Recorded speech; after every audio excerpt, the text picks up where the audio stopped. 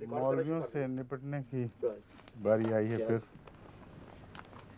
अल्लाह निपटे इस कदर जुल्म करते हैं मुस्लिम अलैहिस्सलाम और जमात के ख़िलाफ़, झूठ, तकज़ीब, तहरीफ और इल्ज़ाम तहरीफ का लगाते हैं। अजीब बात है। बहरहाल ये तो हमारी मजबूरी है, अब इनसे निपटना ही होगा। मुल्तान की इनके मरकज़ी जो है ख़त्म नबूवत का दफ्तर, उन्होंने एक पम्फलेट शाया किया। अच्छा, कुरान मजीद में रद्द बदल, उसमें जो एतराज़ है। अच्छा।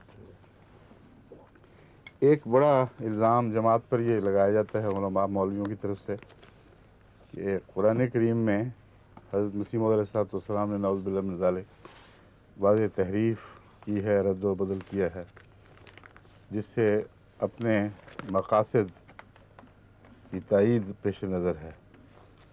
वो समझते हैं कि अगर ये आयतों में जो वो कहते हैं तब्दीली की गई है, अगर ना की जाती तो हज़रत मसीह मौऊद अलैहिस्सलाम के दावे और मकासद के ख़िलाफ़ कुरान की गवाही बनती। ये रूह उन्होंने बनाई है, वजह ये बयान की है। ये अमदन ये इसलिए कहते हैं ताकि साहब किताबत की गलती का जो उसूल मुसल्लम है उस शिक से निकाल कर एक दूसरी शिक में दाखिल करें, और बड़ी होशियारी और चालाकी से ये बात जान कर लिखते हैं। हालांकि एक भी जगह ऐसी नहीं जहां वो गलतियां हज़रत मसीह मौऊद अलैहिस्सलाम के मौक़िफ़ पर कोई तायीदी असर डालती हों।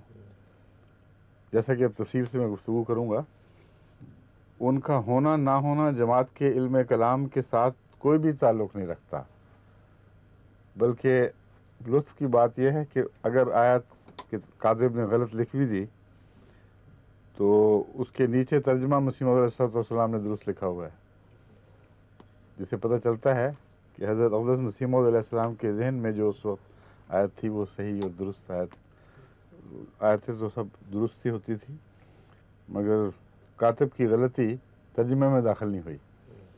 इसलिए ऐसे मौके पर इन मौलवियों का ये इल्ज़ाम तो खुद ब खुद मुनहदम हो जाता है, यानी कुछ भी उसकी हैसियत बाकी नहीं रहती कि अपने मकसद के लिए। एक दफ़ा मुझसे एक दफ़ा मौलवी साहब ने आके गुफ्तगू भी की थी, लंबी एक फहरिस्त लेके आए थे। उनसे मैंने कहा कि इन बातों पे पहले फ़ैसला कर लो, ये जो गलतियाँ, अगर फ़र्ज़ करो ये गलतियाँ नहीं थीं बल्कि बिल इरादा था, तो एक जगह साबित करो कि इससे जमात अहमदिया के मौक़िफ़ को तक़वियत मिलती है, और हज़रत मसीह मौऊद अलैहिस्सलाम ने उससे इस्तिफ़ादा किया है। आईं बाईं शाईं करके इधर उधर भागे। तो ये जो मैं बताना चाहता हूँ जमात को कि ये जो हल्की सी बात लिख देते हैं बज़ाहिर, इसमें मकसद ये है ताकि किताबत की गलतियों की शिक से इन तमाम गलतियों को अलग करके तहरीफ की शिक में दाखिल कर दें। और ये बात इतनी जाहिलाना है कि इनकी अक्ल पर इंसानी अक्लें सर पीटें तो कोई बैद नहीं। हज़रत मसीह मौऊद अलैहिस्सलाम का मुकाबला खुले बंदों सारी दुनिया के मौलवियों और मुआनिदीन और पादरियों से भी था, सब दुनिया के कौमों से था। इस्लाम की सच्ची तस्वीर आप दुनिया के सामने पेश कर रहे थे, और वो तहरीफ शुदा आयतें उनके इल्म में ना आती उस वक्त। और क्यों इस बात को मबसवाना बनाया गया कि तुमने ये दलील फ़लाँ बात पर कायम की है और असल यूँ है इसलिए वो दलील टूट गई, कहीं भी ये जिक्र नहीं चला। और कोई आदमी होश के नाखून ले कर ही नहीं सकता। बड़े बड़े उलमा हज़रत मसीह मौऊद अलैहिस्सलाम के मुअय्यिद बने, बड़े बड़े चोटी के उलमा ऐसे जिनके पास संग को भी अक्सर दूसरे उलमा नहीं पहुँचते, उन्होंने हज़रत मसीह मौऊद अलैहिस्सलाम की बैत की, पूरी तरह आपकी तायीद में मुस्तैद हो गए।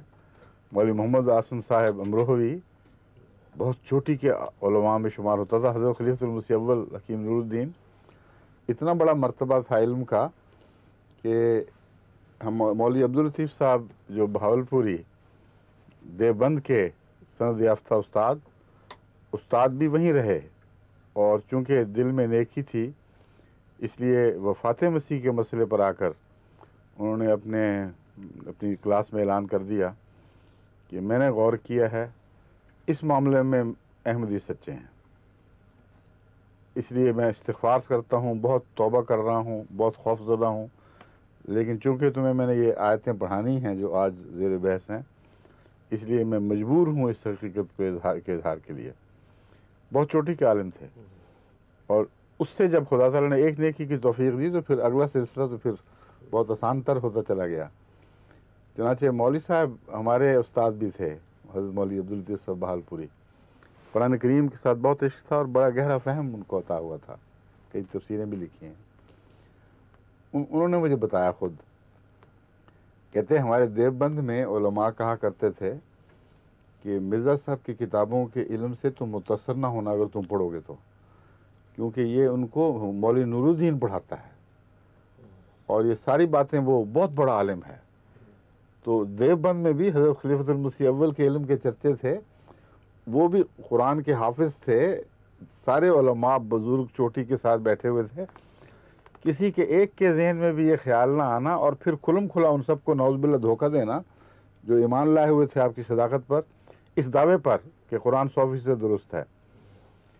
صرف یہی نہیں بلکہ ایک اور بات میں یہاں ضمناً بتا دوں، میں ہر آیت پر تفصیلی بحث کروں گا. ضمناً بتانا ضروری سمجھتا ہوں کہ یہ سارے علماء وہ ہیں جو ایسے مسالک سے تعلق رکھتے ہیں جو قرآن کریم میں اس کے ناسخ منسوخ کے قائل ہیں. اور ناسخ منسوخ کا مطلب یہ ہے کہ بعض آیتوں نے بعض دوسری آیات کی تنسیخ کر دی ہے، جس کا مطلب یہ ہے کہ قرآن میں شک کا دروازہ کھل گیا اور آیتوں کی ترمیم اور تحریف تو الگ معاملہ رہا، قرآن کریم کی طرف ہی تحریف اور تبدیلی منسوب کر رہے ہیں. اور پھر لطف کی بات یہ ہے کہ مختلف علماء کی رائے میں مختلف آیتیں ہیں. چنانچہ زیادہ اب تک تاریخ سے ثابت ہے، جو ان علوم سے تعلق رکھنے والی تاریخ ہے وہ مراد ہے میری، کہ 500 آیات تک مختلف مسلمان علماء نے مختلف وقتوں میں ناسخ منسوخ کے تابع لا کر ان پر شک کا سایہ ڈال دیا کہ یہ اس نے نسخ کر دیا، اس کو دوسری آیت منسوخ ہو گئی. اور پھر آپس میں بحث جب چلی تو بعضوں نے کم بیان کی، بعضوں نے اور کم بیان کی. یہ بحث چل پڑی کہ کون سی واقعتاً ناسخ ہے، کون سی واقعتاً منسوخ ہیں، کون سی نہیں ہیں، جس کے نتیجے میں 500 آیات پر شک کا سایہ ڈال دیا گیا، جبکہ قرآن کریم فرماتا ہے ذالک الکتاب لا ریب فیہ ھدی للمتقین. پہلی سورہ بقرہ کی آیت سے ہی سبق نہ لیا کہ قرآن کریم تو ایک ایسی کتاب ہے جس میں شک کا کوئی سوال ہی پیدا نہیں ہوتا. متقی ہو اگر تو تمہیں کہیں شک دکھائی نہیں دے گا. تو ناسخ منسوخ نہیں، مصیبت ڈال دی. حضرت شاہ ولی اللہ محدث دہلوی جو تمام بزرگ علماء میں ایک خاص مرتبہ رکھتے ہیں اور جماعت احمدیہ کے نزدیک بھی بے حد معزز بزرگ ہیں، انہوں نے بھی بہت کوشش سے ان مسائل کو حل فرمایا اور ان کا بڑا احسان ہے اس وقت کے علماء پر خصوصیت سے. لیکن 5 آیات ان کی سمجھ میں بھی نہ آئیں اور کہا کہ یہ 5 آیات تو صاف نظر آتا ہے کہ تضاد ہے، اس لیے یہ ناسخ و منسوخ. یہ چونکہ مسئلہ یہی زیر بحث آ رہا ہے، اس لیے اس بات کو میں خوب کھول دینا چاہتا ہوں کہ تضاد سے بات نکلی ہے. قرآن کریم پر تحریف کا حملہ کیا جاتا ہے قرآن ہی کے ذریعے، اور بنیاد یہ بنائی جاتی ہے کہ قرآن میں نعوذ باللہ من ذالک تضاد ہے. ہر کوشش کر دیکھی وہ تضاد دور نہ ہوا، جس کا مطلب ہے کہ 2 حملے ہوئے ہیں بیک وقت اور بڑے شدید. قرآن کریم تو فرماتا ہے کہ ایسی کتاب ہے جس میں کوئی تضاد کا سوال ہی نہیں، اور جب تک تضاد تسلیم نہ کریں اس وقت تک ناسخ منسوخ کا جھگڑا نہیں چل سکتا. اور ضمناً آگے وہ اعتراض بھی آئیں گے جہاں حضرت مسیح موعود علیہ السلام کی باتوں میں تضاد کہہ کر اس آیت قرآنی سے فائدہ اٹھاتے ہیں کہ کوئی تضاد نہیں ہو سکتا خدا کے کلام میں. لوکانہ میں نندے گاری، ہاں لوکانہ میں نندے ہے، وہ جب آئے گی بحث کریں گے.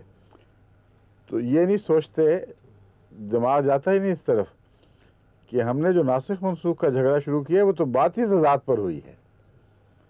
ناسخ منسوخ سے مراد یہ ہے کہ علماء نے قرآن کریم کی بعض آیات کو بعض دوسری آیات کے مخالف سمجھا اور عقل کے گھوڑے دوڑائے لیکن کچھ سمجھ نہ آئی.